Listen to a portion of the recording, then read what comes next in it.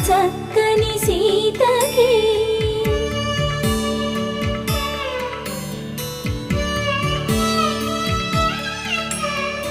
ఎర్ర జాబిలి చేయి రాముడేడని అడుగుతుంటే